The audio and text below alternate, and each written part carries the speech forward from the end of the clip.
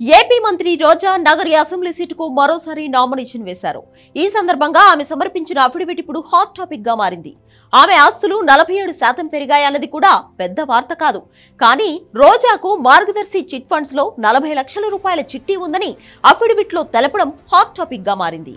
AP CM Jaganmohan రెడ్డికి ఈనాడు group, మార్గదర్శి అధినేత రామోజీరావుకు పచ్చగడ్డి వేస్తే భగ్గుమంటుంది. అంత కోపం ఉంది. చంద్రబాబుతో పాటు రామోజీరావు కూడా శత్రువులే. మార్గదర్శి చిట్ ఫండ్స్ జనాన్ని మోసం చేస్తోందని, అందులో ఎవరు చిట్టీలు కట్టొద్దు, ఒకవేళ ఉన్నవాళ్లు తొందరగా పాడేసుకోవాలని వైసీపీ పెద్ద ఎత్తున ప్రచారం చేసింది. ఏపీ ప్రభుత్వం అయితే సిఐడి పోలీసులను పంపి అన్ని మార్గదర్శి చిట్ ఫండ్స్ ఆఫీసుల్లో తనిఖీలు చేయించింది.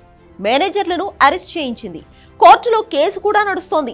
గత 5 ఏళ్లుగా ఈ రచ్చ కంటిన్యూ అవుతుంది. కానీ ఇదే మార్గదర్శి చిట్ ఫండ్స్ లో మంత్రి రోజాకు 40 లక్షల చిట్టి ఉంది. ఎన్నికల అఫిడవిట్ లో ఏదీ దాచకూడదు కాబట్టి చిట్టి సంగతి బయటపెట్టారు రోజా. 2020 నుంచి తాను చిట్టి కడుతున్నట్లు రోజా తెలిపారు. మార్గదర్శి తప్పుడు సంస్థ అంటూ ఏపీ మంత్రులు ప్రచారం చేస్తుంటే అదే కేబినెట్ లో ఉన్న రోజా మాత్రం 40 లక్షల చిట్టి ఎలా కడుతోందన్న చర్చ మొదలైంది. ఇది నిజంగా సీఎం జగన్ కి షాక్ ఇచ్చే అంశం. ఈ ఎన్నికల్లో టీడీపీ దీన్ని ఆయుధంగా వాడుకుంటే ఎలా అని వైసీపీ వర్గాలు ఆలోచనలు పడ్డాయి. రోజా మరో చిట్ ఫండ్ లోనూ చిట్టీలు కడుతోంది. అయినా మార్గదర్శి 40 లక్షల చిట్టి మాత్రం హైలైట్ అవుతుంది.